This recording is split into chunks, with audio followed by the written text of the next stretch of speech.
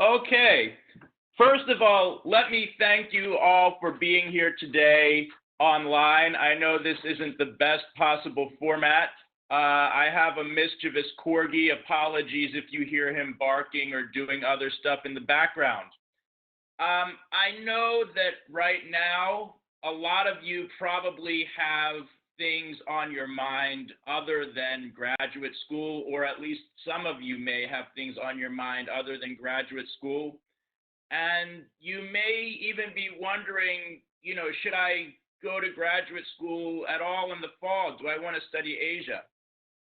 But let me just say that we know right now that the world is broken, that we need to fix it, and Asia is going to be an absolutely critical part of that. It's going to be critical. You see the critical role that it's playing in the crisis and cooperation and our general relations. The relationship between the United States and Asia is going to be one of the most critical things to understand and study and to know going forward. But if you're going to study Asia, why should you do that at the Elliott School? I'm going to just list a few things about the Elliott School that I think make it the best place to study international affairs and especially to study East Asia. GW is the only university in Washington, D.C.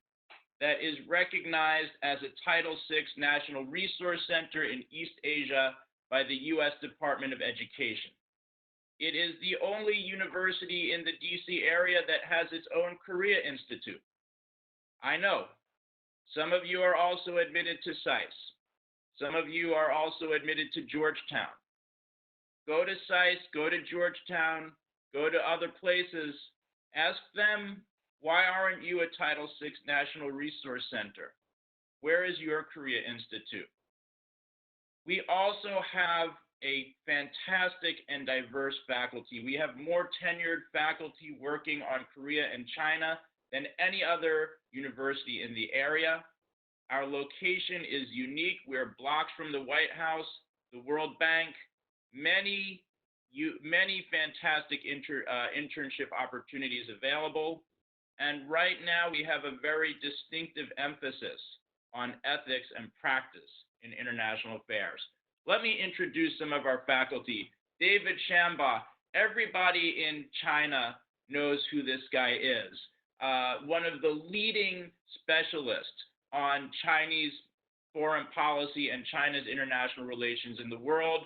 He teaches courses on China's foreign relations, the international relations of Asia, which is one of our core courses, and a number of other courses. Jisoo Kim, who is the director of our Institute for Korean Studies. She is a specialist in pre-modern and modern Korean history. She also works on gender. She is the winner of a very prestigious book prize, the James Pillay Prize, for her book on emotions during the Chosun Dynasty. She teaches she sometimes teaches history, memory, and violence in Asia, and she teaches a number of courses about Korea. She is a fantastic person, and I think studying with her is and being able to get that deep historical knowledge is also part of what we have here at the Elliott School that our competitors just don't have. Mike Mochizuki, our leading Japan specialist, a professor of political science and international affairs. He teaches courses on Japanese politics, East Asian security. He is one of the most liked and beloved professors at the Elliott School. He has been for a number of years.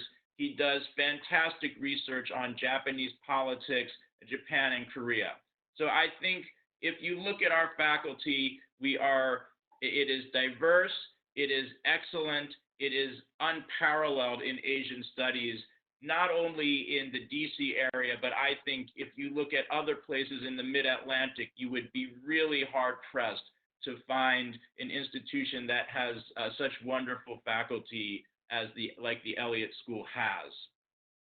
We also have two very important and fantastic centers that will be important to you if you come to GW. The first of these is the Seeger Center for Asian Studies, which just enriches the study of Asia at GW in so many ways. It has events, film series, it offers travel grants, it offers summer language study fellowships. Some of you want to come to GW to work on your Mandarin, work on your Korean, work on your Japanese. We have in the past few years been able to fund every MA student in the Asian Studies program who has wanted to go to Asia during the summer to take a summer intensive language course. I hope we will be able to continue to do that in the future. The other main institute that we have is the GW Institute for Korean Studies. I've already talked about this. The Korea Institute not only hosts Korea-related events, a summer program in Korea, it also has a signature 8-week workshop on North Korea where we bring in leading North Korea experts from around the country, and they offer this an 8-week seminar. GW students are allowed to participate. They get high priority, but we also have people in this North Korea program who come from the State Department, think tanks, and consulting firms who just want to know North Korea more deeply because it's the kind of useful thing to know about. So we've done this. It's a fantastic program. It's not a course, it's supplemental to your courses, but it can expand your knowledge about North Korea and the Korean Peninsula in general. So it's also a fantastic networking opportunity. I also want to talk briefly about social life, social life and extracurricular activities. We are a small program, a close-knit program, usually about 15 to 20 students a year. If you come, you will get to know your classmates. Hopefully, you will get to go to the noraebang or karaoke with your classmates, and that's the fun side. The Organization of Asian Studies is a student-run organization for Asian Studies students, and this organization also helps to bring students together, not only for happy hour type events, but also for networking, alumni, cultural events, all kinds of events that further enrich what you're doing in the classroom. Let me talk a little bit about what you'll study if you come to the Asian Studies program. We basically require a few things. First of all, 3 core courses, a thematic specialization, a professional specialization, 1 methods course, 3 electives or 9 credits of electives, and the capstone sequence. So let me just go over these briefly. The core courses, we try to make it interdisciplinary. One of these is a history course, History, Memory, and Violence in Modern Asia, which looks at Asian history from a broad perspective. The second is David Shamba's course, International Relations of Asia, which is, a basic overview of East Asian international relations taught by one of the foremost specialists. And finally, the political economy of industrializing Asia. So these are the core courses that everybody has to take at one time or another. Then you can choose a thematic specialization. These are the thematic specializations: International Relations of Asia, Politics and Policy of Asia, Asian Business and Development, the History of Modern Asia, and the Culture, Art, and Religions of Asia.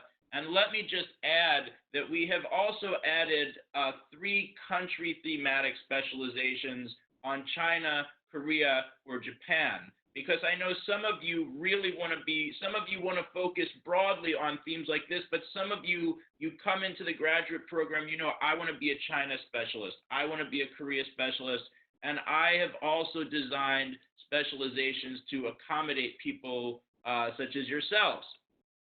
Professional specializations, you see the list here: and conflict resolution, international development, international economics, political economy and business, international health policy. Obviously, if you can combine something like that with an Asian studies degree, it's going to be something that I would suspect would be pretty marketable going forward. International organization, diplomacy and globalization, security policy, international education, research methods, or science and technology. So you choose these professional specializations. They are designed to help you build specific professional skills to complement the broader knowledge of Asia that you will get in this program. Electives can be almost anything. A lot of people, if you're coming in and you're not ready your language isn't at a high level, or your main language is not at a high level, you could use these for language courses. You can also use it for skills courses. We have a variety of one-credit skills courses. They include things like writing for international policymakers, crisis diplomacy, and so forth and so on. So these are some of the skills courses you could take. You can use them to do an MA thesis, or you can just use them to take that random course you're interested in. I've had people who they're really interested in Belt and Road. So, their thematic specialization was China, but they also wanted to take, one or two courses on Central Asia and Africa. So we have people who do that, who use electives that way as well. It's designed to give you flexibility. The capstone is sort of the it is what it says it is. It's sort of the capstone of your graduate career, and it's 2 semesters. And what you do with the capstone is a group research project that usually involves field research where you travel to another country under the guidance of a client. And usually the capstone is 2 semesters. The first you do, usually you do this in your second year. The first semester you do a pre-capstone workshop where you refine your policy questions, develop your research strategy, and begin your research. And then in the second semester, that's where you really do the bulk of the research, do your field research, do your final report, and give an oral presentation on your findings. It is a tremendously useful experience. It helps you to network, it improves your research skills, and it gives you experience doing the kinds of projects that you would do in a wide variety of different kinds of careers. Language proficiency. Some of you are already fluent in Chinese, Japanese, or Korean, and you'll come on day 1 and pass the language test. For those of you in that situation, fantastic. Others are going to come and work on their languages.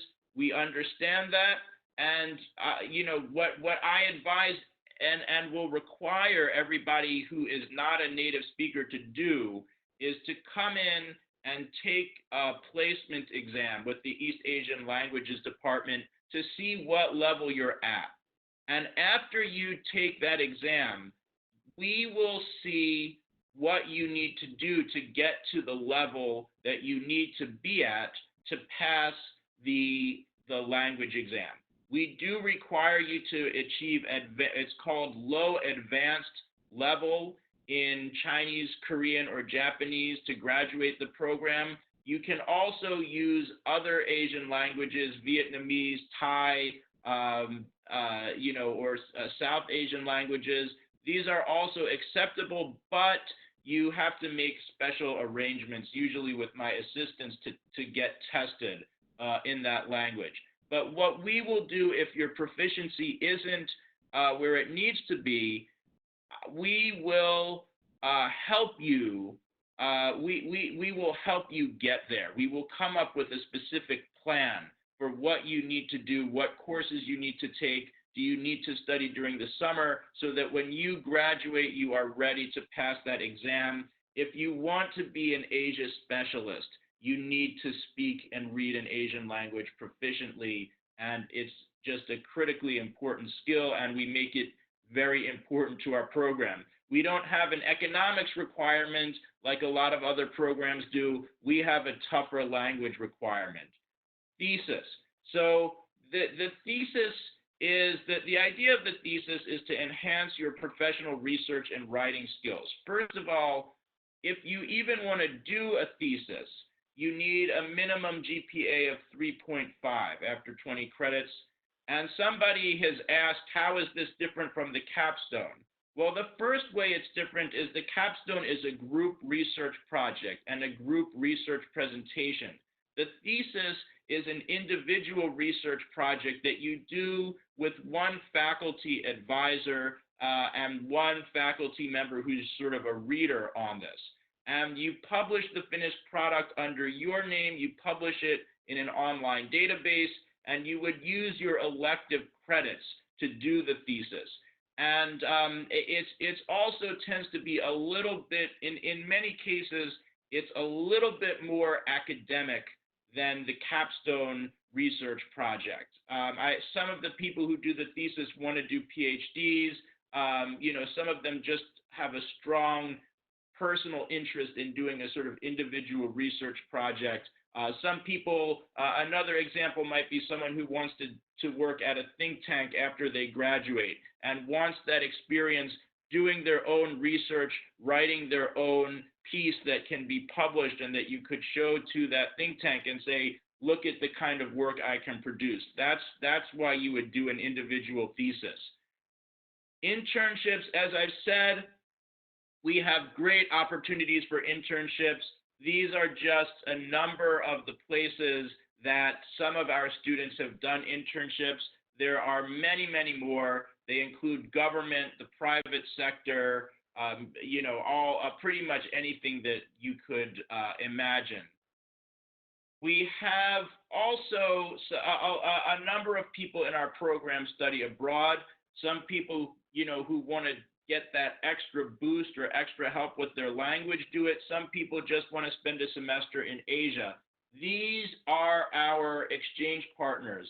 Ewha Women's University in Korea, Fudan University in Shanghai, University of Hong Kong, University of Sydney, and Waseda University.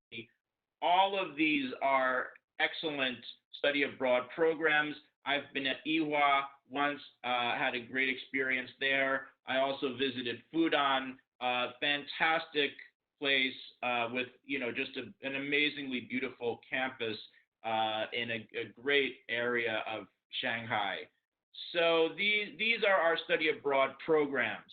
And again, you can do, in addition to this, there is short-term study abroad, such as the summer language programs, and there is also the opportunity to do internships abroad during the summer. So these are a couple of things that you can look at. So I'll end it there, and I'm going to open it up to questions. I already see one from Aruba Farouk that says, I'm an SPS student, which is Security Policy Studies, and wants to specialize in South Asian security. Are there any resources I could utilize from the Asian Studies program? And I would say, it's not the program, because, you're sort of going to be in your program and I'll be directing my program. But what you could definitely utilize is the Seeger Center for Asian Studies. The deputy director of the Seeger Center for Asian Studies is actually Deepa Alapalli, who is a fantastic expert in South Asian security. And, I would definitely recommend, if you want to know more about our resources in South Asia at the Elliott School, I would tell you get in contact with her or get in contact with Ben Hopkins, the director of the Seeger Center. But South Asia is an area which we're growing, we're building.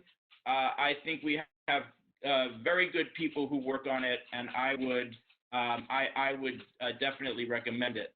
So I think I missed a question here. Do we still partner with National Chengchi University in Taiwan? Sorry, I missed that, and it wasn't on the list that I put out. Yes, we do. We actually have someone who's there right now. Most people study abroad. This is Ron. He asks, will the study abroad program be held in a specific semester? Most people study abroad in the second semester of their first year, because that enables them to come into the program, get to know the other students, then they go abroad, then you can come back and complete the capstone sequence. So that makes the first semester of your the second semester of your first year the best to do the study abroad, but not everybody does that. Will it be impacted by COVID-19? That I honestly don't know. And I should speak, a little bit more broadly about this because it's sort of an 800-pound gorilla in the room. Our intention is, as much as possible right now, to reopen in the fall and have things be as normal as possible. Taiwan is actually one of the places that's been the least impacted by COVID-19, and they've done an amazing job of handling it. So I'm saying why should you study Asia? Well, if you want to study, one thing to definitely study that I would be super interested in is how Taiwan's handling of this. I think. So I actually hope that the program won't be impacted, or we don't know where we'll be a year from now. We may have a vaccine, we may not. But our intention right now is to try to conduct business as normally as possible in the fall, and I will do everything possible to try to make this work. Somebody else asked, how does studying abroad interact with the capstone requirement? Is it possible to do both simultaneously if you wanted to study abroad in your second year? My understanding is some people do study abroad in their second year. They find other ways of making up the capstone.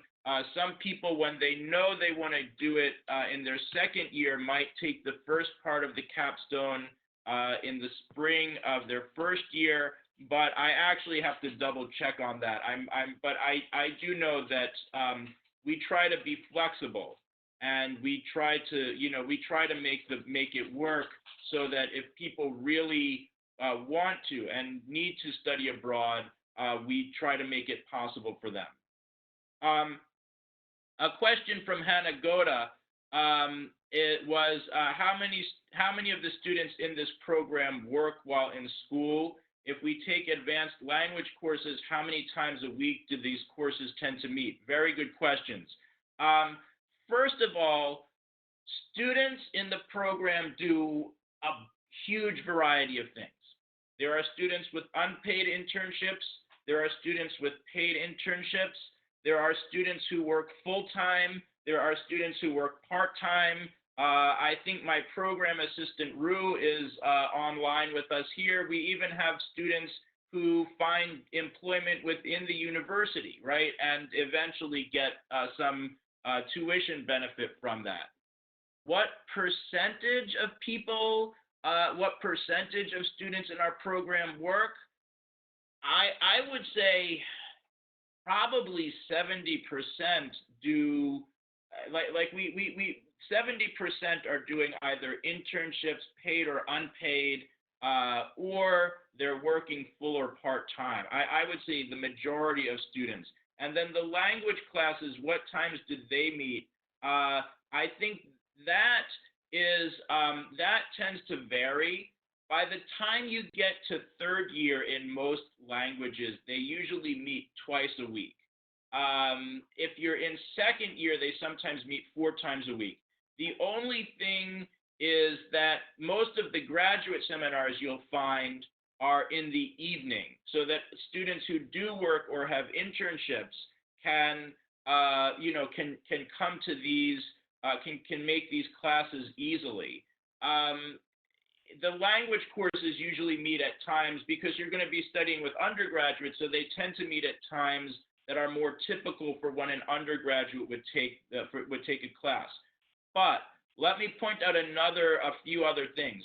Uh, if you, some people come in, and to get to where they want to be in Mandarin, they need to improve a little bit. So we also have a Confucius Institute, which offers evening classes. If you want to study there, it's up to you. The teachers, I know Confucius Institutes sometimes have a bad rep these days, but our Confucius Institute is, the teachers are mostly very sweet people who are extremely dedicated to teaching Mandarin Chinese, and they really don't want to do anything other than that. Now, there's a few more questions, but let me just say, Josh had told me before that I could take a little bit of extra time. So I know we're almost at 5:45, but I'm hoping Josh said he'll let me go for another 5-10 minutes if necessary. So I'm going to keep answering these questions and talking. Michelle Turner asks everyone, how big is a typical class size? Is there funding? Is there funding for students abroad? Is there funding for study abroad? Are there any other opportunities besides the thesis to get published? Great questions. Class size varies. There are the core courses tend to have about 15 students or so. So usually the max in any class is about 17. So most of the graduate seminars are around 15. But if you're doing something in a very specific area, it can be smaller. I've taught graduate seminars with only 5 or 7 students. It all depends on what enrollment is like, what the course is. Some years we get a lot of people who want to do Korea, and then the Korea classes are more full. And then in the other years we get more people who want to do China, then the China classes are more full and the Korea courses are smaller. So that it's not completely predictable, but I would say as a general rule, most graduate seminars are between 6 and 17 students. Is there funding for study abroad? There is, first of all, as I mentioned, if you want to study abroad during the summer, that is where we have our best funding.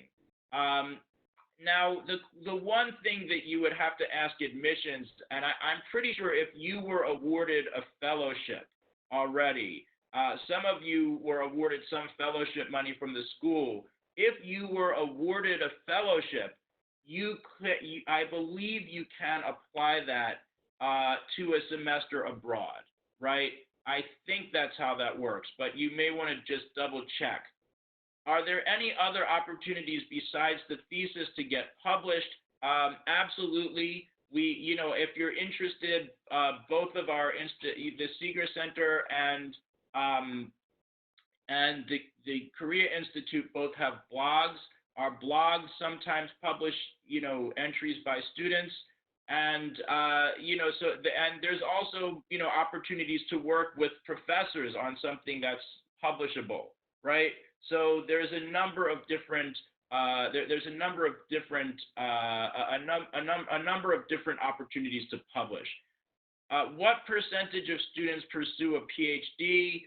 A number of them do, but as you can see, somebody already answered this. In 2019, only 6 students across all of the programs, only six students did so. I would say in my group of Asian Studies MA students, if there's usually I say about 1 or 2 students a year tell me they want to do a PhD. We have a pretty good track record of getting our best students into PhD programs, depending on the field. Some PhD programs are very, very competitive. I don't know if I would tell anyone to do a history PhD right now. I would say you're much better off in the MA Asian Studies program. But if you really want to do it, then come and speak to me, and I'll try to do everything I can to help you to prepare your application. And that's a lot of times we have we do get some students who want to do this. Um, and Yeah, I think that's all of the questions that I see. I see one more from Hannah that says, do Asian students often publish their work from the thesis or other courses? And I would say sometimes. It depends what kind of publication you're talking about. There are some journals in DC that are completely student run and student organized, and I actually don't know as much about those, but they do publish stuff by Elliott School students. I would also say, though, that occasionally in my graduate seminars, I'll get a research paper that's so outstanding that I say, you should submit this to an academic journal. So that happens too. It just needs to be really, to publish in a professional journal, it needs to be really excellent. But I do see some students in my program who do that kind of work. Within the Asian business, political economy, and business specialization is their coordination with the IBiz classes, meaning the classes in the business school. Yes, we have created this. We created this specialization. Or this thematic specialization. It's really sort of like there's some people. They're caught between doing an MBA or doing an MA in Asian Studies. They want to have, but they lean a little bit more towards wanting to deepen their knowledge of Asia. So we sort of sat down a number of years ago with faculty in the business school and said, okay, what are the skills? What are the courses that you think would be most beneficial to getting our Asian Studies program, giving our students the skills that they need. And so we've coordinated with them in that sense. And there's also, you'll notice if you go to the Seeger Center website, that there's a lot of faculty in the business school who focus on Asia and are affiliated with the Seeger Center. A lot of these faculty make excellent contributions both to the center and to the overall learning environment about East Asia in the Elliott School. Is there any opportunity to sit in on an Asian Studies class virtually during the rest of this semester?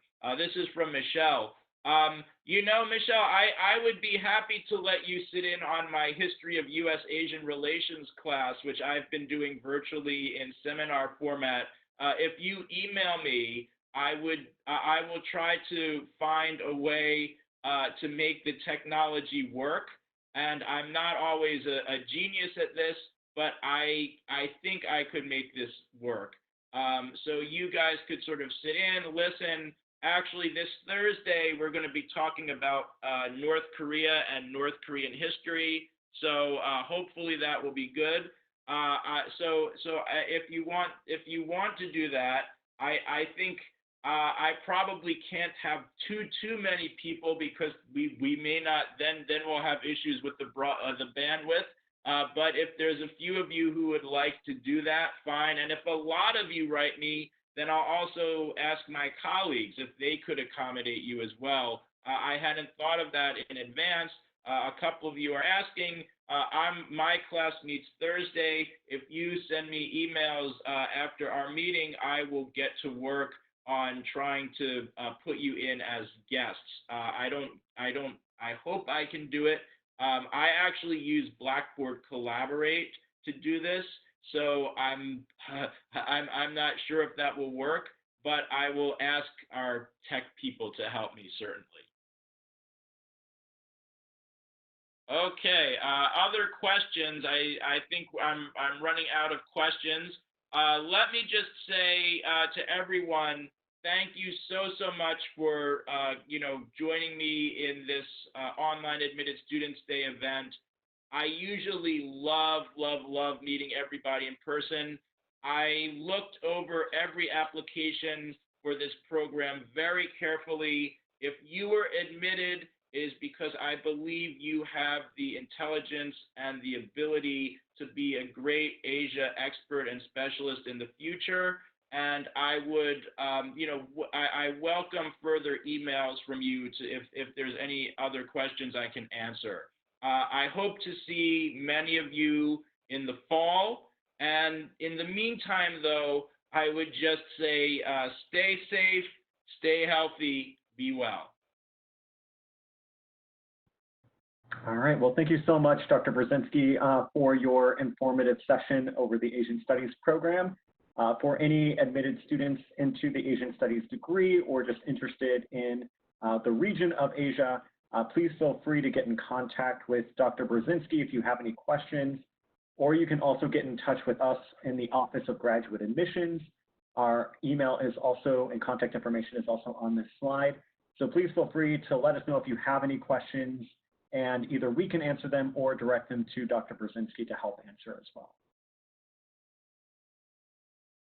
Okay, thank you, Josh.